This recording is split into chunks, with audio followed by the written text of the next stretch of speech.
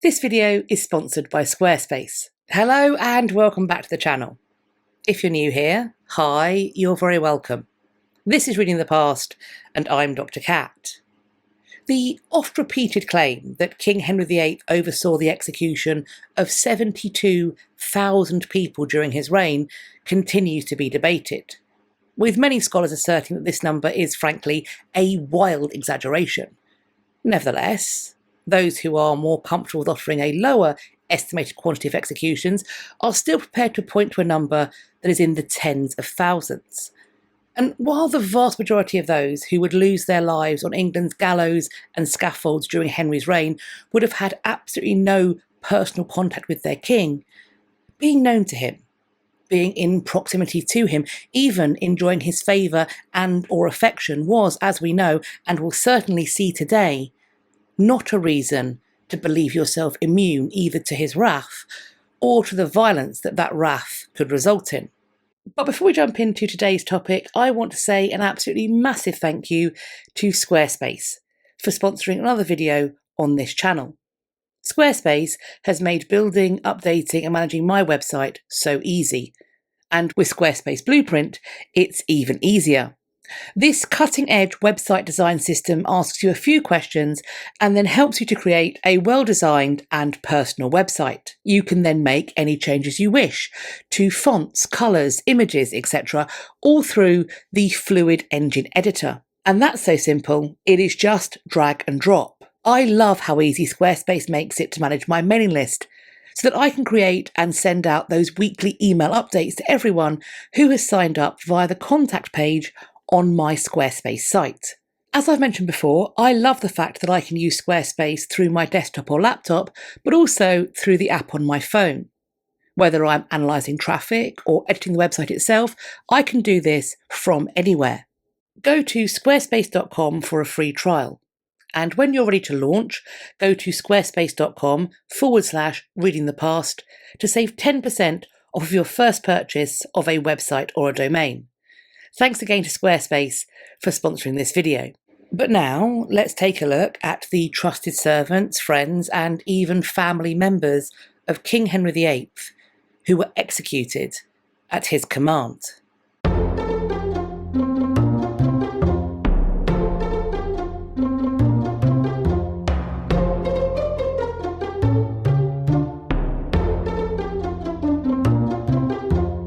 Now, I have made longer videos about many of the people that we are going to be discussing today, and I will leave those linked. However, for those who haven't got a dedicated video, please do let me know if you would like me to make one, and if so, which individual should I start with? Henry VIII didn't waste much time before beginning with the arrests. Within days of coming to the throne, two men, whom he would certainly have known from at least adolescence and perhaps childhood respectively, would be taken. These were men who had risen to the highest positions of prominence during the reign of his father, Henry VII. They had become inextricably connected with the previous regime's unpopular financial exactions. Let's begin by looking at Edmund Dudley. Now, as I mentioned, he had served the Tudors from before the time Henry VIII came to the throne. By the summer of 1506, when the then Prince Henry would have been around 15 years old, Dudley was President of the King's Council. He had become one of the most powerful legal administrative figures in the last years of Henry VII's reign. His work involved daily management of the King's financial rights, enforcement of his prerogatives, the handling of bonds, pardons, wardships, and fines. As S.J. Gunn explains, quote, Henry's, meaning Henry VII's, close involvement with his work is evident from the references in his accounts to books, bonds, and indictments passed backwards and forwards between them. Following the death of his elder brother, Prince Arthur, a by then 11-year-old Prince Henry was being kept closely guarded and restricted under the constant supervision of his father. And I would posit that this proximity to the king would have meant that Prince Henry would have seen Dudley always at work, constantly in the king's presence and handling the kingdom's most sensitive financial instruments. Certainly, when Dudley found himself imprisoned by Henry VIII, blamed for the perceived injustices of the previous reign, he petitioned his new king. In it, he explained the nature of the bonds he had taken, distinguishing between punitive bonds and those meant merely to guarantee good behaviour, and I think he did this because he believed that Henry VIII would, and indeed could, grasp the nuance. Dudley assumed that Henry VIII knew this system intimately, and I think that assumption only makes sense if Henry VIII had been familiar with Dudley's operations for years. Dudley would be arrested just 3 days after the death of King Henry VII. Gunn states that, quote, Dudley made a convenient scapegoat for Henry VII's exactions. Henry VIII is not arresting a stranger here. He's arresting someone whom he must have known from at least his early to mid-teens, whose work he would have understood, and whose downfall he would have known to be politically useful. Dudley was executed on Tower Hill on the 17th of August, 1510. But he did not go to the scaffold alone that day. He was joined by Richard Empson, and if anything, Henry VIII would have known Empson better than Dudley, because Empson was part of Henry VII's council by 1494, and at that point Prince Henry would have been only around 3. Empson, like Dudley, was another powerful figure of the reign. In addition to serving on the council, Empson also served as Chancellor of the Duchy of Lancaster, and, as M. Condon explains, quote, by 1501, Empson had become a counsellor to Henry Duke of York, presumably by the king's appointment. And so, in addition to being Henry VII's trusted servant, he is also being formally attached to Henry VIII's own household while Henry is still Duke of York. And while that's going on, he's remaining in Henry VII's orbit as well. He entertains his monarch in August 1507, and that's a period when Prince Henry is at court too. Empson would not have been a faceless bureaucrat for Prince Henry. He's a man who is hosting the royal family, who is moving in their circle, a person whose wealth and status would have been clearly visible, and Prince Henry is seeing him socially as well as politically. I think it's also significant that Henry VII chose him to serve as executor of his will. So in the earliest moments of the new reign, Empson is remaining right at the heart of power. He would, though, like Dudley, be arrested just 3 days after the death of the king he had served. They would both be convicted of treason and beheaded on Tower Hill on the 17th of August 1510. The treason they were charged with, that they had sought to seize power, was almost certainly entirely trumped up. It has, though, been argued that through these executions, which occurred less than a year and a half after Henry took the throne, he might have been seeking a way to bolster his own place and popularity at an early stage in his reign, that he was seeking to appease his subjects and distance himself from his father's more unpopular policies through ordering these deaths. Edmund de la Pole was already imprisoned when Henry VIII took the throne. Edmund was the first cousin of Henry VIII's mother, Elizabeth of York. Edmund's mother, who was also confusingly called Elizabeth, was Edward IV and Richard III's sister, and so Yorkist blood flowed through Edmund's veins. He was often at court during Prince Henry's early years, and he was reportedly very close to Elizabeth of York. We know that the young Henry was deeply attached to his mother, and so anyone who is close to Elizabeth of York is going to, I think, automatically be part of Prince Henry's personal and political landscape. He was, though, still a threat to the Tudors. One of his brothers had rebelled a couple of years after Bosworth, and then in later years, another of his brothers would also make a play for the throne. Before long, Edmund's own loyalty would be tested or stretched too far, at which point he fled abroad. That happened at the start of July 1499. He would be hunted in this exile, eventually captured, and brought back to Henry VII in 1506, at which point he was incarcerated in the Tower of London. And in 1509, Edmund was still in there. As was not unusual, a general pardon was issued at the start of the new reign. This is a great way to make friends and influence people. However, as Sean Cunningham explains, Edmund, quote, was omitted from the general pardon at Henry VIII's accession and lingered in prison until the prospect of foreign-backed Yorkist conspiracy again emerged when Richard de la Pole, that's Edmund's brother, was recognised as King of England by Louis XII of France and fought in his service against England in 1512. Edmund was finally executed on the 4th of May 1513, once it became clear that his brother had claimed the English crown in his own right. As for that brother, Richard de la Pole would be killed at the Battle of Pavia in 1525. But 4 years before his death in battle, Henry VIII had another relative in his crosshairs, so to speak. Edward Stafford, 3rd Duke of Buckingham, was Henry VIII's first cousin once removed.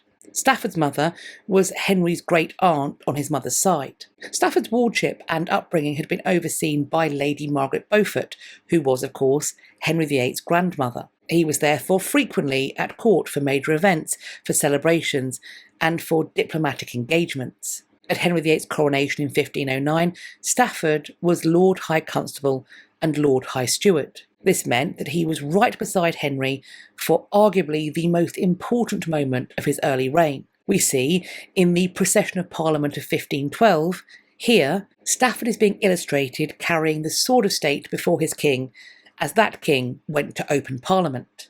He served his king in battle too, leading more than 500 men during the war in France in 1513. And so far, this is all sounding pretty good, I think, isn't it?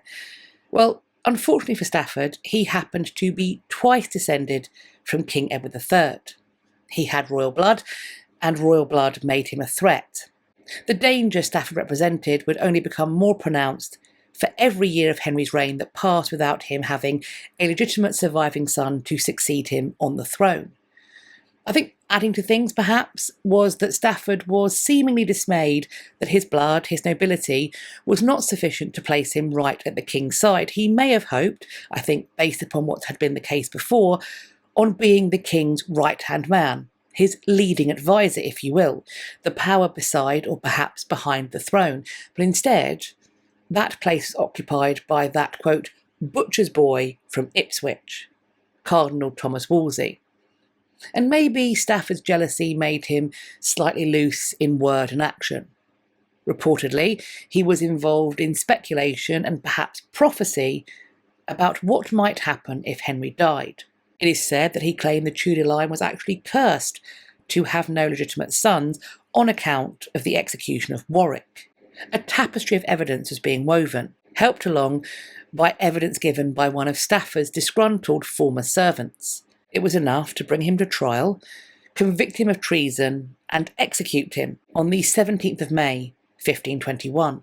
However, by the end of that decade, the individual who had apparently driven Stafford's allegedly treasonous jealousy would also find his life under threat. Cardinal Thomas Wolsey, Archbishop of York.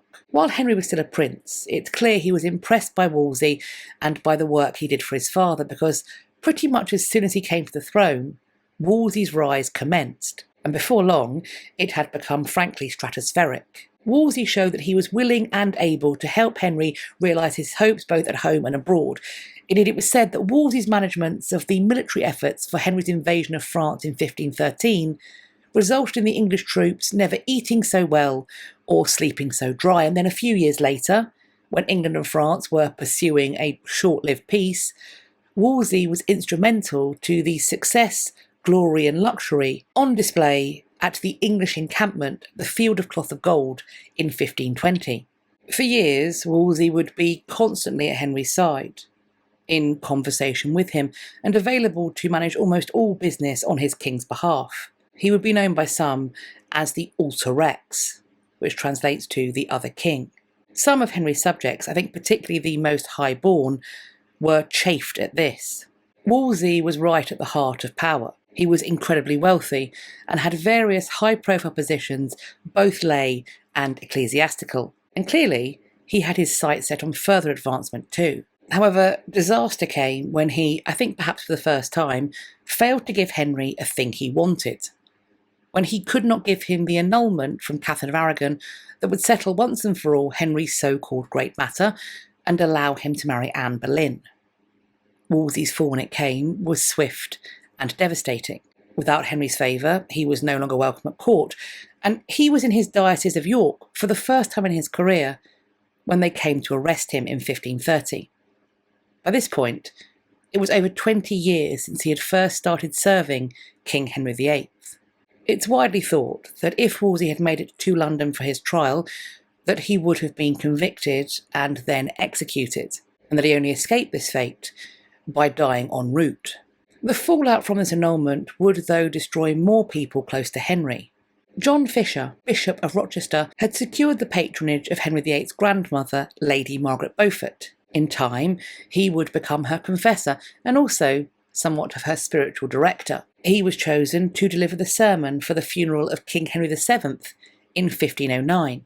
Henry VIII certainly respected his scholarship. He even boasted of Fisher's skills and character to all those who would listen. Fisher, in turn, supported the king's attacks on Martin Luther. Fisher was, therefore, well known to Henry and respected by him, at least for a time. The issues in this relationship would show themselves when Fisher openly defended Catherine of Aragon. They then only deepened when he stood against Henry in defence of the church, and they became insurmountable when he refused to take the oath of succession, an oath that said he recognised Anne Boleyn as Henry's true wife and Elizabeth as his rightful heir. He was also unwilling to acknowledge Henry as supreme head of the Church of England, and so he would be beheaded for treason on Tower Hill on the 22nd of June 1535. And just a few days after this, another incredibly prominent servant of Henry VIII would meet the same fate. The king had first met Thomas More in 1499, when he was still a prince, when More was invited with a small group of humanist scholars to visit Henry VII's royal court. When Henry VIII came to the throne, More rapidly entered public life. In 1509, he served as both a Justice of the Peace and an MP. He also had become, and would remain, a scholar with an international reputation for brilliance. He was friend to Erasmus, also a respected translator, lecturer and writer. His work Utopia was widely judged to be a masterpiece. By 1515, he was firmly in royal service, working to secure England's interests both at home and abroad. A couple of years later, he joined Henry's council. In 1521, More helped Henry to produce his counter to Martin Luther, the Defence of the Seven Sacraments, a text which led the Pope to name Henry Defender of the Faith, a title that our monarch still keeps today, despite the break from Rome. In 1529, More replaced Wolsey as Lord Chancellor after Wolsey's fall. However, before long, More had clear misgivings about the annulment and also about the split from Rome, and so he resigned as Chancellor. Perhaps he hoped that if he retired in this way from public life, that might prevent Henry's rage from falling on him. Or, possibly, he wanted to remain loyal to his king while also acting upon his conscience. Ultimately, there would be no escape because, like Fisher, he would refuse to swear the oath. He was incarcerated in relative luxury at first, but as he continued to refuse, his conditions in prison were worsened. Nevertheless, he would not waver, and so More was convicted of treason, and he was executed on Tower Hill on the 6th of July 1535. For those keeping track, at this point, Henry VIII is around 26 years into his reign. I think importantly as well, at this point, we are still at a time before that famous jousting accident, the one that often gets the credit in resulting in some kind of personality-altering brain injury for the king. The incident that served as a kind of tyrant maker, if you will.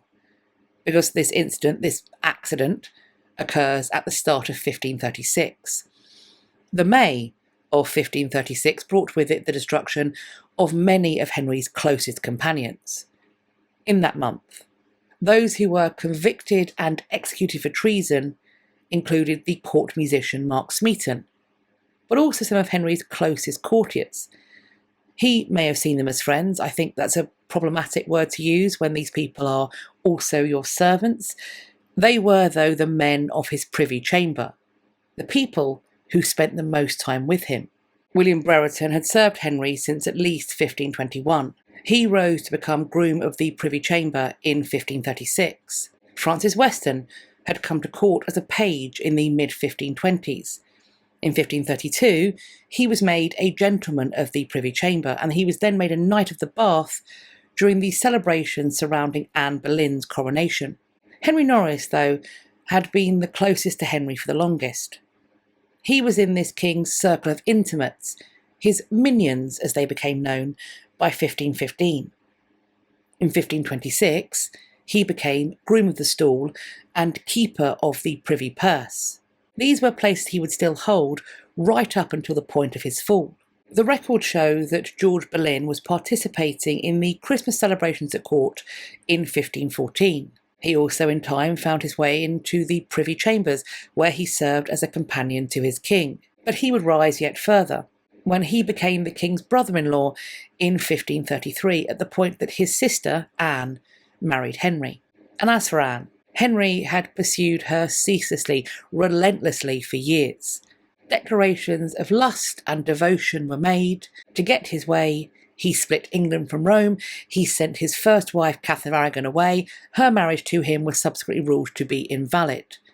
In the aftermath, Anne received a lavish coronation ceremony that happened in 1533, and then, within 3 years of that, Henry was willing to destroy her and all of the men just mentioned.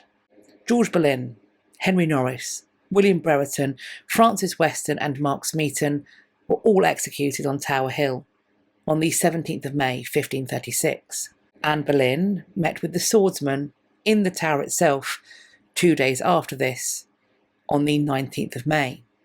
I think it's nearly impossible to conceive of just how seismic a shock these executions would have been for all of those who had to remain at court afterwards. More shocks, albeit less numerous and less closely grouped, would follow.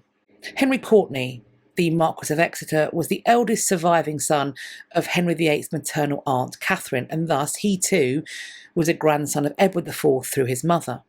Nicholas Carlyle wrote that he was, quote, the king's near kinsman, and hath been brought up of a child with his grace in his chamber. In short, they were reportedly friends from boyhood. Once Henry VIII was king, Courtenay became an ornament to his court, leading the jousts and also celebrating at court events. However, before long, Courtenay had made an enemy of Thomas Cromwell, and soon it was being alleged that he was seeking the means to overwrite not only Henry's plans for the Church of England, but also his plans for the succession to the crown.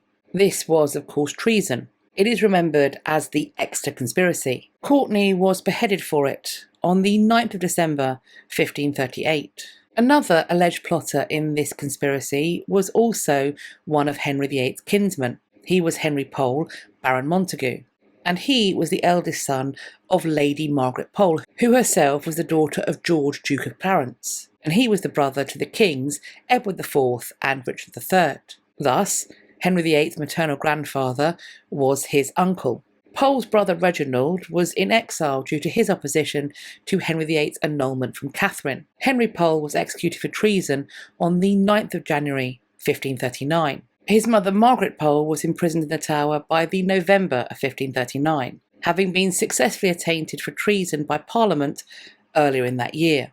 Sir Nicholas Carew was also brought down by the Exeter Conspiracy. Carew had come to court as a child. He was raised and educated alongside Henry VIII. They had been friends from childhood who shared a love of physical pursuits like hunting and jousting. Henry made him the master of his horse in 1522 and a Knight of the Garter in 1536.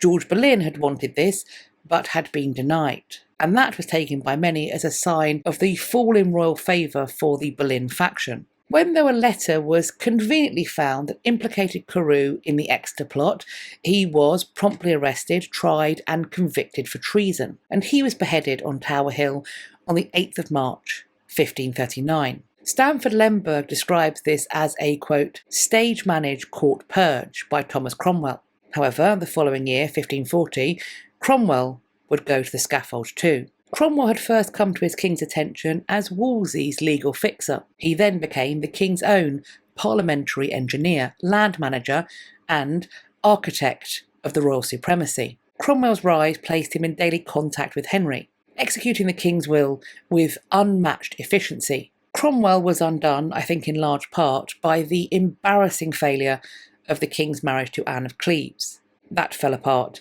in 1540. Thomas Cromwell was arrested at the start of a meeting of the Privy Council on the 10th of June 1540. By the end of that month, he had been attainted for treason. He was accused of, among other things, plotting to marry Henry's eldest daughter Mary, and I think most people agree this charge was fictitious. In fact, it's embarrassingly nonsensical. Nevertheless, he was at least in part executed for it on the 28th of July 1540.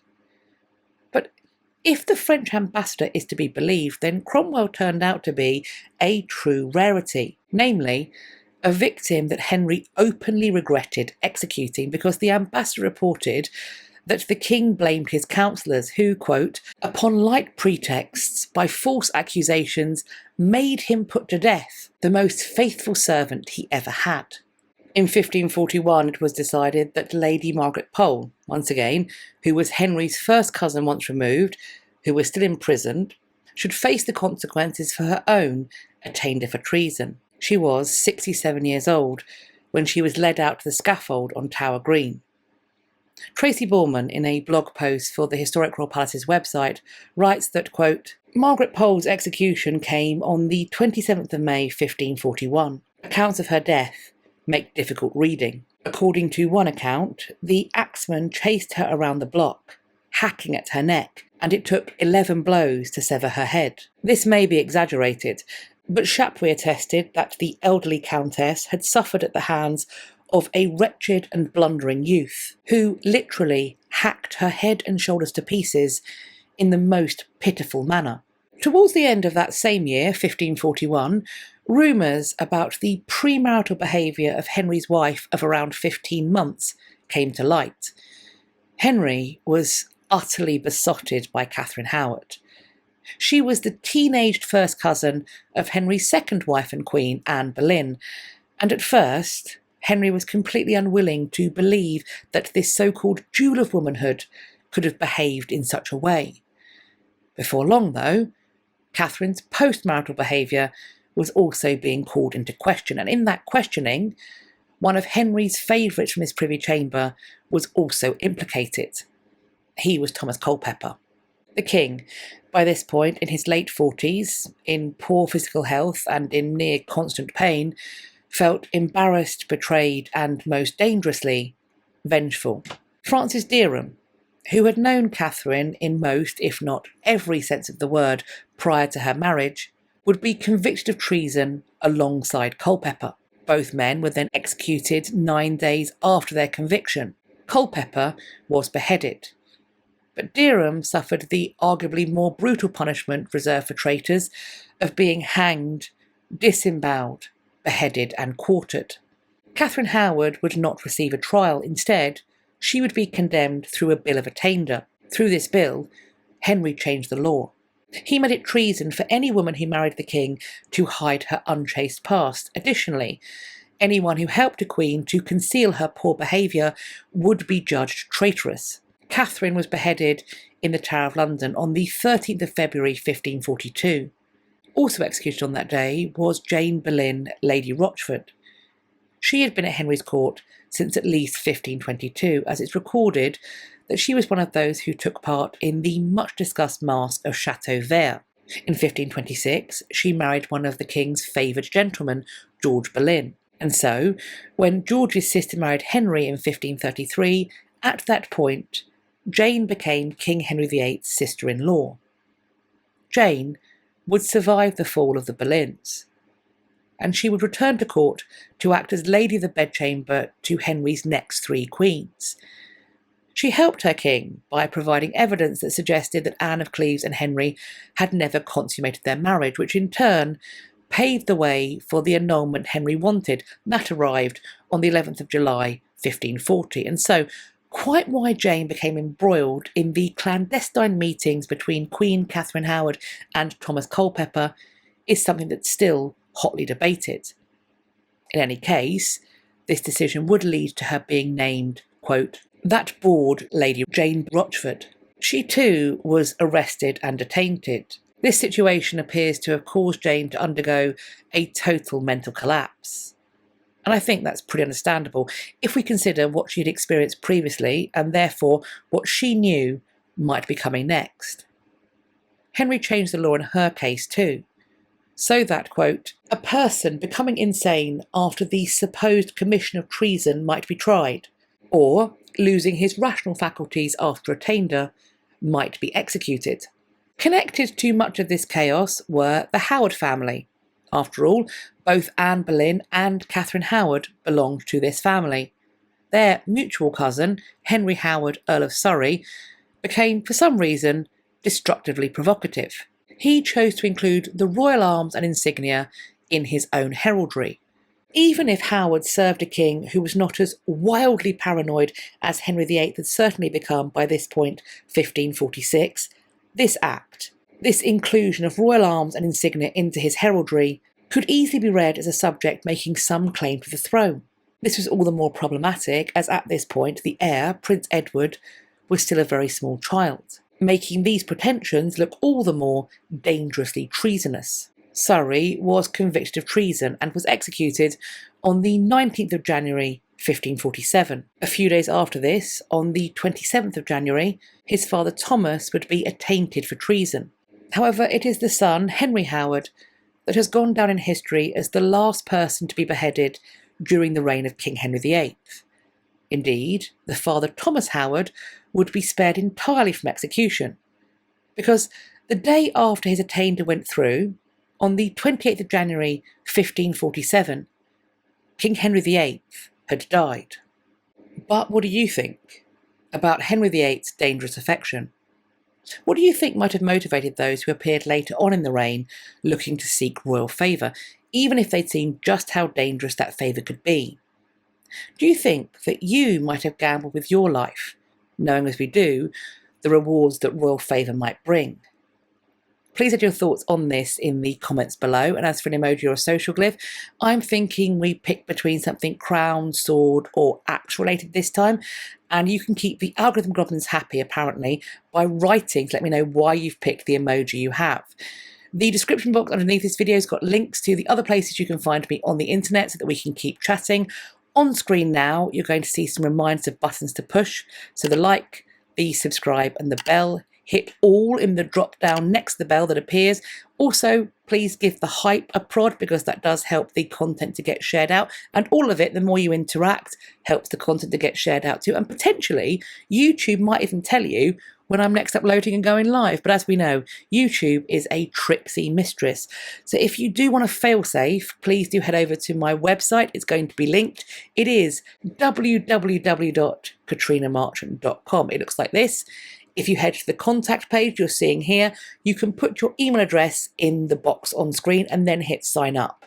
That will add you to my list, so I can send you a weekly email to let you know what I've been up to, but also provide you with links so you can find my upcoming content. I hope you're going to have a great day whatever you're doing, and I look forward to speaking to you all in my next video. Take care of yourselves. Bye bye for now.